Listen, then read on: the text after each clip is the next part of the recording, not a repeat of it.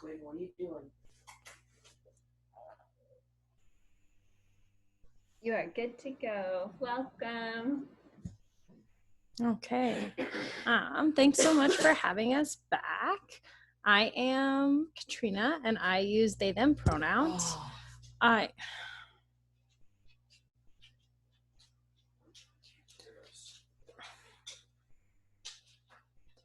Sorry.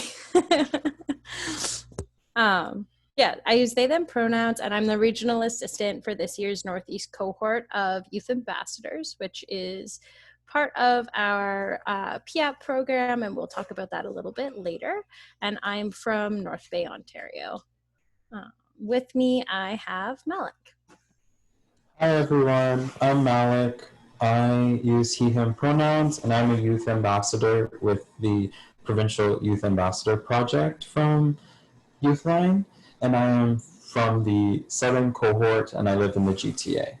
So we're going to follow up with a land acknowledgement.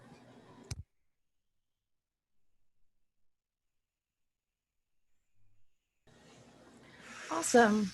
So this is our land acknowledgement, which is LGBT YouthLine works in the place often referred to as Ontario, which continues to be colonized land and is home to many Indigenous communities. Our head office in Toronto is the territory of the Wendat and Picton First Nations, the Seneca, and most recently the Mississaugas of the Credit River. Today, the meeting place of Toronto remains home to many Indigenous peoples across Turtle Island, and YouthLine works in this community, in this context, and on this territory. Awesome. So our mission at YouthLine is that we are,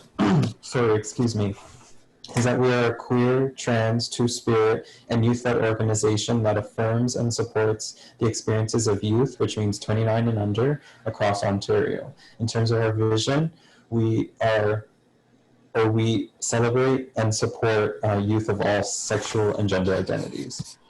And so some of our, sorry, if we could go back for one quick second. Thank you. Some of our projects, our programs that we run out of YouthLine include the Chatline service and the Provincial Youth Ambassador Project.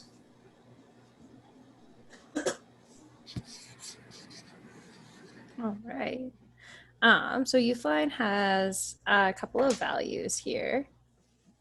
We're on the right side, right? Yes. Okay. Just one second.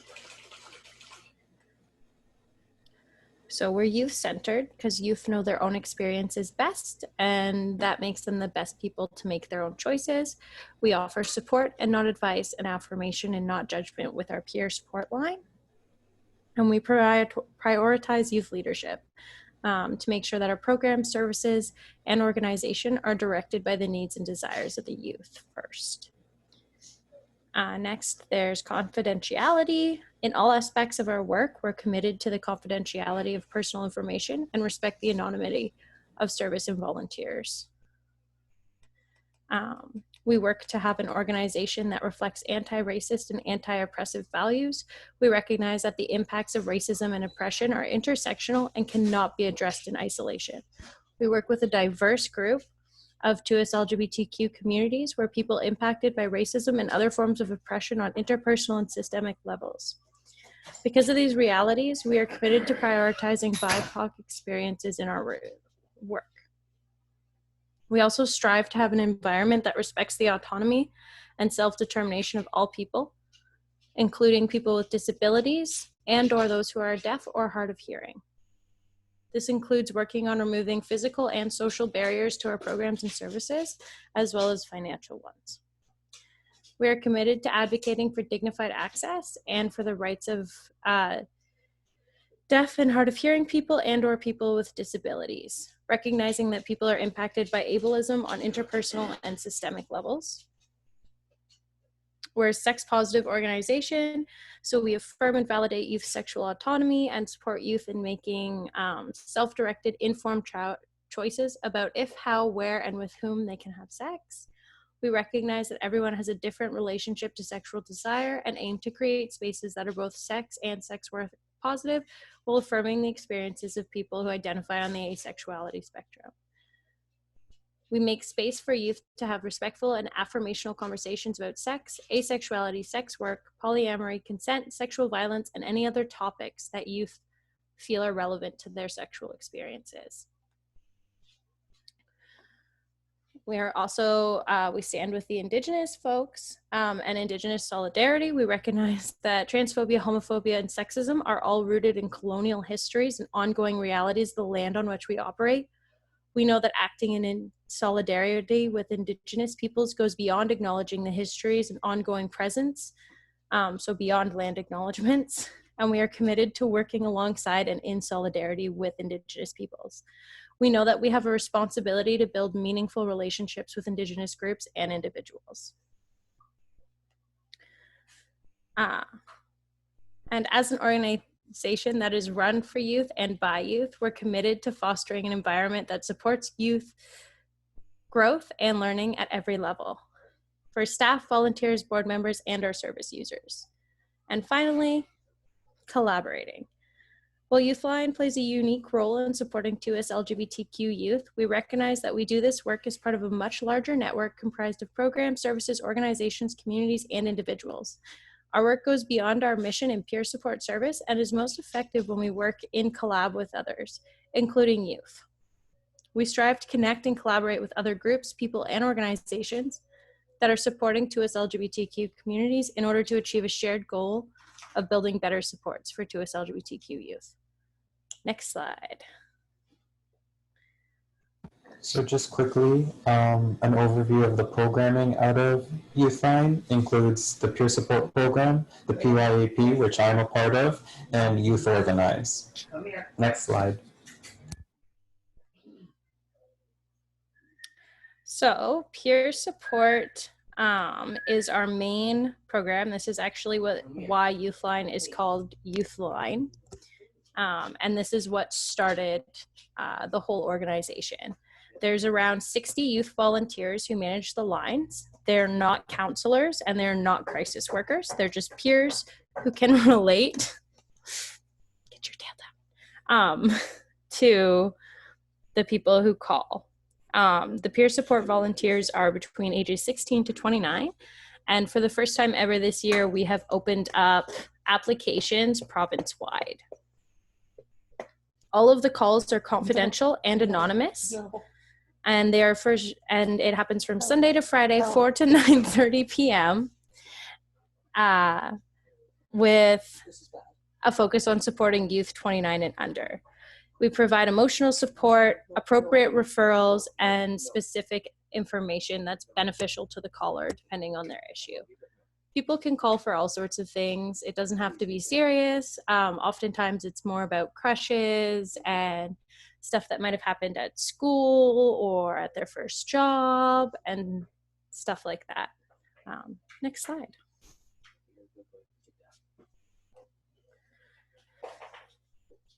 So we have a resource database that is province-wide. Organizations can add themselves to this database, although there is some back-end questions and research that we do have once an organization adds themselves. Youth can also add resources that they find useful and helpful, and we encourage people to do so. You can search by your location, you can search by your region, you can search by the type of service or by the community. So you can search for services that are trans health related. You can search for services in North Bay or near Parry Sound. This is located on our website. And an important thing about our website is that we do actually have a proper like incognito mode. So if you do go to the website, you can, there is a tab that does direct you through deleting the history section of it, including the resource database and all of that sort of stuff, so that you don't, for anyone who might be put into a bad position by having that information on whatever device they use to access it, it can be easily removed and the website will direct you through the process if necessary. So, next slide.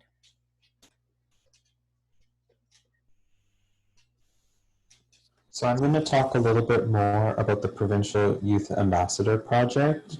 So the purpose of the project is to increase 2S LGBTQ+ programming and supports throughout the province. We thought that it would be really useful to have, I guess, different cohorts throughout the province. So that's why it's divided between the southern cohort, the northeastern cohort, and the northwestern cohort.